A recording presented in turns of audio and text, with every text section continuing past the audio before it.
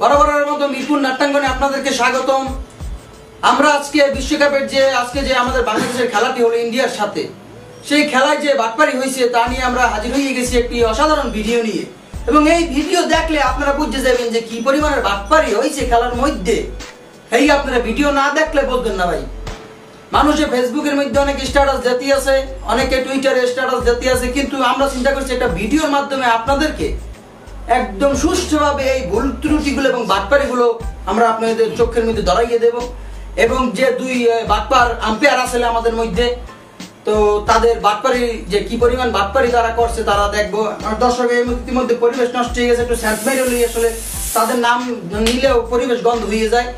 তো এই তো আমাদের সাথে আমাদের সিনিয়র অভিনেতা আছে মিরপুর নাট্যাঙ্গনের রেকিনা দিন, তিনি ইতিমধ্যে অস্ট্রেলিয়া যাইয়ে বাটপারদের সাথে ইন্টারভিউ নিয়ে আসছে, বুঝছেন?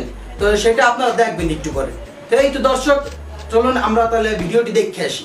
আজকে আমরা দেখবো চুরি কাকে বলে, কত প্রকার ও কি কি। তো সবাই তো আমরা খেলা দেখছি। আজকে তো বাংলাদেশ আর ইন্ডিয়া ভার্সেস যে খেলাটা হয়েছিল, তো খেলার মধ্যে তো একটা টাক্কু আম্পায়ার আসলে না, ভোটকা আউট দেয় নাই।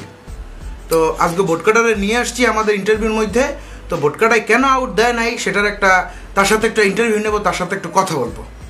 আচ্ছা দাদা, তো সুরেশ রায়নের যে এলবিডব্লিউ আউটটা, যে বলটা পিসের মধ্যে যে হান্দাইছিলে, তো তোমরা তো দেখতে আসছিলাম যে আউট, তো আপনি কি দেখতে আসছিলেন যদি একটু বলতেন ব্যাপারটা। তো ধন্যবাদ নাদিম সাহেব আপনারে। আসলে ওই টাইমটা আসলে দেখতেছিলাম খালি ডলার আর ডলার। কারণ ভাই বিশ্বকাপ 4 বছর পর পর বিশ্বকাপ খেলা হয়, প্রত্যেকটা বিশ্বকাপে ম্যাচে ভাগে ভাই 2 থেকে 3টা। এই 2-3টা ম্যাচ আম্পায়ারগিরি করেছে, এই কয়টা ভাই অর্ধেক ঘরে বাজারের ঠা হয়, ঘরে বাজারের ঠা হয় না। আর ঘরের বাজারের ঠা ওই বেগে আপনি বউ চাইটা, বাচ্চা চাইটা, লিপস্টিক, সোনো, পাউডার দিতে দিতে কিনতেই তো টাকা বসে যায়। এলে চিন্তা করলাম, বউ চিন্তাও নালাম, কাইল ইন্ডিয়ারা ফোন দিয়ে যদি ম্যাচ ফিক্সিং করতে পারি তাহলে বলে অনেক ডলার দেবে। তো একটা ম্যাচ একটা এলবিডব্লিউ দিনে এত কি, একটা এলবিডব্লিউ দিনে তো অনেক টাকা পাইছি, হয়েছে কি দিছি এলবিডব্লিউ দিনে ওর মুখি আর। তো দাদা, তো মোরা তো দেখলাম যে বল গিয়ে দাগের মধ্যে লাগিয়ে গেছে, পাও দাগের মধ্যে লাগিয়ে গেছে। তা আপনি খেলোয়াড়দের বললে তো আর নাই যে বেটা তোরা মাঠের মধ্যে খেয়াল দাগের হেপারে চলে যাইও না।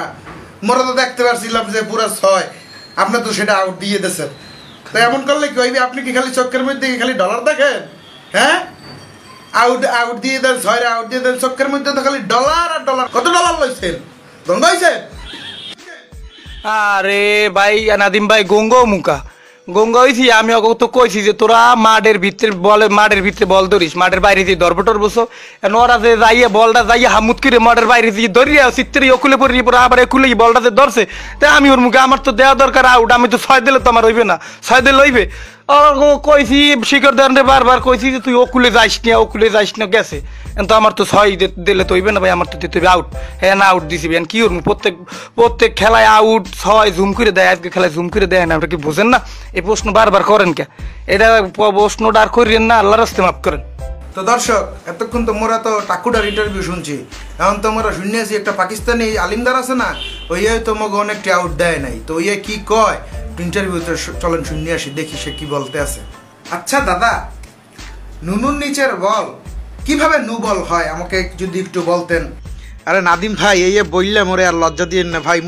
মুই টাহা খাইছি, মন তো মোর তো আউট দিতে এইয়া মোর নুনুর তলে হোক আর মাথার উপরে হোক, এইয়া ভাই আউট দিতে যে পরিমাণ ক্রাইসিসের মধ্যে আছি ভাই, বাজারে গেলে মানে খালি পকেটে ফিরে আসি।